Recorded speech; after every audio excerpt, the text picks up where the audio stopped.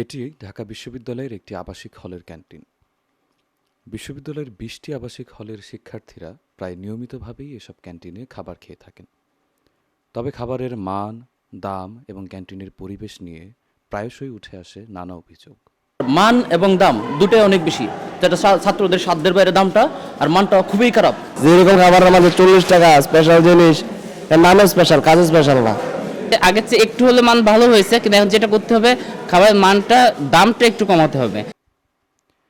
এসব অভিযোগের জবাব খুঁজতে আমরা মুখোমুখি হয়েছিলাম ক্যান্টিন ম্যানেজারদের। এই দামের হবে খাবার সব মান ঠিক আছে, আজকে মনে করেন খায়া কর দুমু দিচ্ছি, এই জিনিসটাই মনে করেন বেশিটা টাকা হলে ঠিক মতো পাইতেছি না। কিন্তু কত আমাদের হলের খানার মান অন্য অন্য হলের তুলনায় ইনশাল্লাহ ভালো, কিন্তু খানার রেট হিসাবে আমার যতটুকু কর্তব্য আমি এতটুকু করতেছি।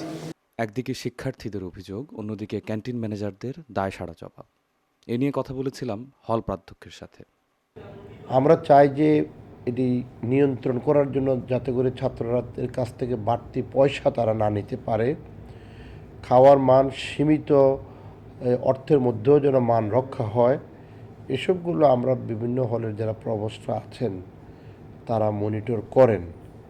এবং আমরা এও চাই যে আমাদের যে ডাইনিং বা ক্যান্টিনের যে পরিষ্কার পরিচ্ছন্নতা, এটি যেন রক্ষা করা হয়।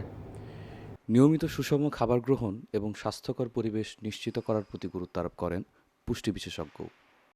হলের আবাসিক হলগুলোতে যেগুলো ক্যান্টিন আছে বা ডাইনিং আছে, সেগুলোর মান উন্নয়ন করে ঠিকভাবে তাদের যাতে সুষম খাবারের ব্যবস্থা করা যায়, সে ব্যাপারে কর্তৃপক্ষের দৃষ্টি দেওয়া অবশ্যই কর্তব্য।